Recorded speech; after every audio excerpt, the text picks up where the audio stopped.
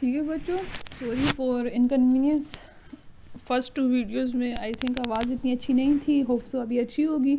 तो multiple sclerosis जो है वो कॉमनेस्ट काज है और यंग पेशेंट्स में ये कॉमनेस्ट काज है। ठीक है, यूनिलेटरल आयनों का भी काज कर देती है और कभी बाज़ औक़ात जो है वो बायलेटरल आयनों भी काज कर देती है। फिर हमारे पास यहाँ पर बता रहे हैं कि जो प्रेजेंटिंग फीचर है डिजीज़ का वो क्या है, ऑफ्थल्मोप्लीजिया है। ऑफ्थल्मोप्लीजिया दो तरह के होते हैं, एक एक्सटर्नल होता है, एक इंटरनल होता है। बाकी डिजीज़ की डिटेल में मैं नहीं जाऊँगी।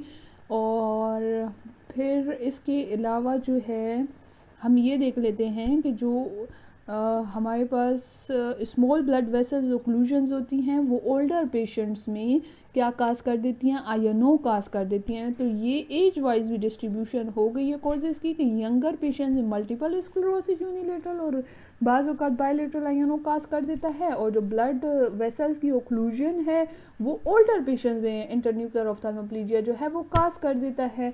ठीक है, फिर ट्यूमर्स हैं, इंट्रिंसिक है और मेटास्टेटिक है। इंट्रिंसिक वो ट्यूमर होता है जो कि मूव नहीं करता, जिस टिश्यू में ट्यूमर होता है उसी में वो ओरिजिनेट हुआ होता है। मेटास्टेटिक वो होता है जो मूवेबल है, जो जनरेट कहीं और होता है, ओरिजिनेट कहीं और होता है और फिर मूव करके दूसरी जगह पे चला जाता है। तो इंट्रिंसिक और मेटास्टेटिक ये वाले ट्यूमर्स होते हैं। ठीक है, ये ट्यूमर रेयरली जो है प्योरली यूनिलेटरल आयनों काज कर देते हैं। ठीक हो गया। फिर बायलेटरल लीजन्स के बारे में बात की जाए तो बायलेटरल लीजन्स जो है ट्यूमर की वजह से होते हैं, लेकिन जो मोस्ट कॉमन काजेज़ होती हैं बायलेटरल लीजन्स की वो क्या होती है, पहले मैंने बता दिया, मल्टीपल स्क्लेरोसिस होती है और दूसरी क्या होती है, बेसिलर आर्टरी ब्रांच ओक्लूजन होती है। तो काजेज़ तो बहुत सिंपल थी, इसमें तो कुछ भी नहीं था। नेक्स्ट आ गए फीचर्स, जो कि बार बार हम कह रहे हैं कि फीचर में एक तो एडक्टिंग आई में लिमिटेशन होगी और जो दूसरी आई है जिसमें लीजन मौजूद नहीं है उसमें एबडक्टिंग निस्टिग्मस होगा। ठीक हो गया। फिर ये दो इम्पॉर्टेंट फीचर्स हैं जो कि आयनों को दूसरी जो डिजीज़ हैं उससे डिफ्रेंशिएट कराने में मदद देते हैं। दोबारा से फीचर्स ऑफ आयनों पे आ गए हैं, ये डायग्नोस्टिक फीचर्स हैं। एक तो जिस आई में आपके पास आयनों मौजूद है, mean to see medial longitudinal fasciculus में लीजन मौजूद है, उसी एप्सिलेटरल आई में क्या होगा, मीडियल रेक्टस की पाल्सी होगी।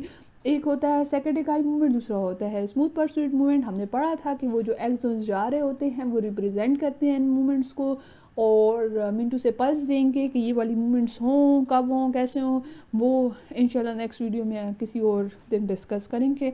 तो सेकेंडिक आई मूवमेंट को ये ज़्यादा इफ़ेक्ट करता है, स्मूथ परस्यूट मूवमेंट को इतना ज़्यादा इफेक्ट नहीं करता। कन्वर्जेंस कभी प्रिजर्व्ड होती है, कभी नहीं होती, तो प्रिजर्व्ड हो भी सकती है। ठीक है, लाइक दूसरी जो डिजीज़ होंगी उनमें कन्वर्जेंस प्रिजर्व्ड नहीं होती, लॉस्ट हुई भी होती है। तो ये वो डिजीज़ है जिसमें कन्वर्जेंस प्रिजर्व भी हो सकती है। इसके अलावा हमारे पास निस्टिग्मस में आ जाते हैं कि जो हॉरिजेंटल निस्टिग्मस है वो एबडक्टिंग आई में ज़्यादा एपरेंट होता है। इसके अलावा डाउन बीट और टोर्जनल निस्टिग्मस भी जो है वो मौजूद होता है। ठीक है, कॉन्ट्रालेटरल आई में दो तरह के निस्टिग्मस हो गए।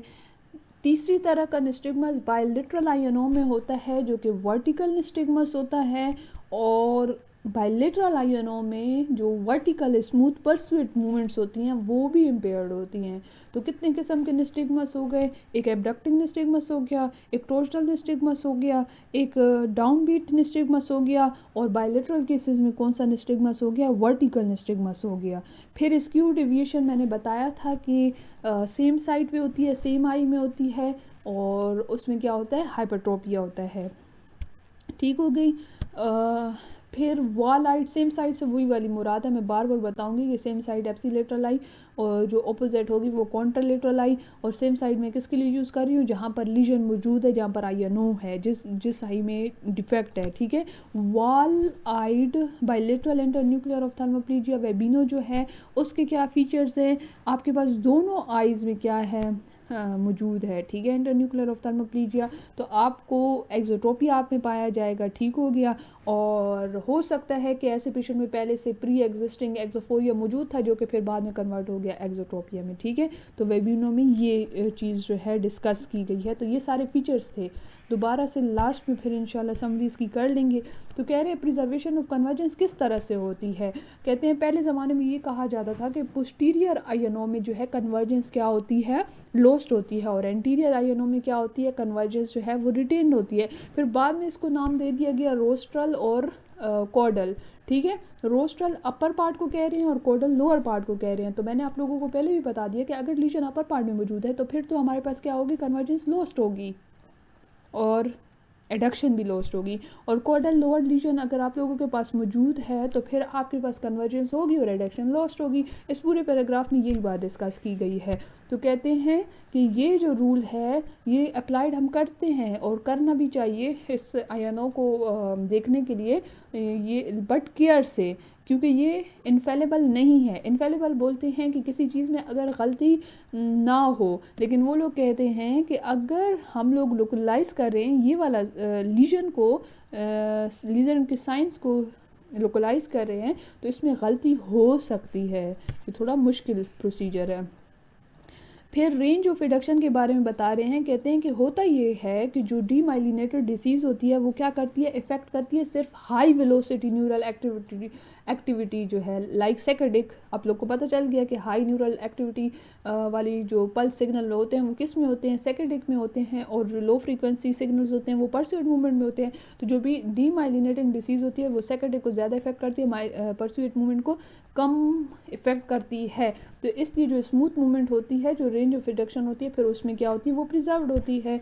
फिर हमें कह रहे हैं कि एबडक्शन जो है, एबडक्टिंग निस्टिग्मस, वो दूसरी आई में मौजूद है, वो यूनिलेटरल भी में भी मौजूद होता है और बायलेटरल आई भी मौजूद होता है।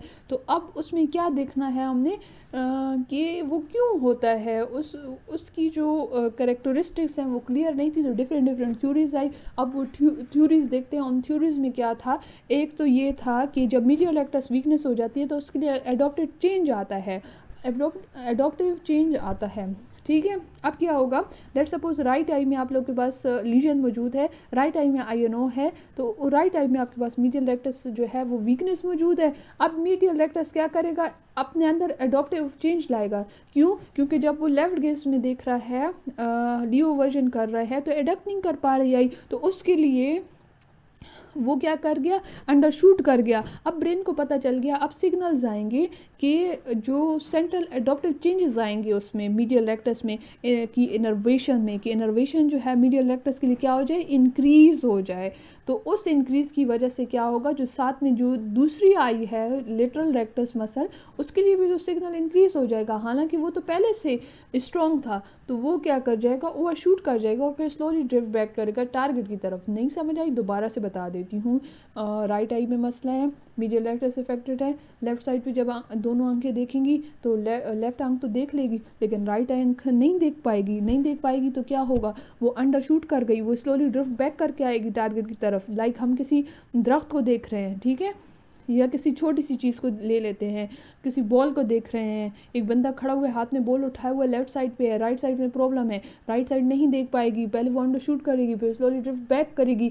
तो उसमें चेंज लाने के लिए इनर्वेशन ज़्यादा हो जाती है। तो उसमें इनर्वेशन ज़्यादा होने की वजह से हैरिंग्स लॉ के अकॉर्डिंग जो लेटरल रेक्टस मसल है उसके लिए भी इक्वल इनर्वेशन जाती है ना, तो वो भी जो लेटरल रेक्टस है वो ऑलरेडी स्ट्रॉन्ग है, उसके लिए स्ट्रॉन्ग और भी इनर्वेशन चली गई, जिसकी वजह से वो ओवर शूट कर गया और फिर वो स्लाइडली दोबारा से ड्रिफ्ट बैक करके आएगा। अब हमने क्या करना है, एक तो एबडक्टिंग आई है उसको नहीं, हो जो दूसरी इफेक्टेड आई है उसको हम ओक्लूड कर देंगे, तो जो निस्टिग्मस है वो एबडक्टिंग आई में एबॉलिश हो जाएगा, ख़त्म हो जाएगा, जो कि इस थ्योरी को सपोर्ट कर रहा है। मीन टू सी ये थ्योरी सही थी।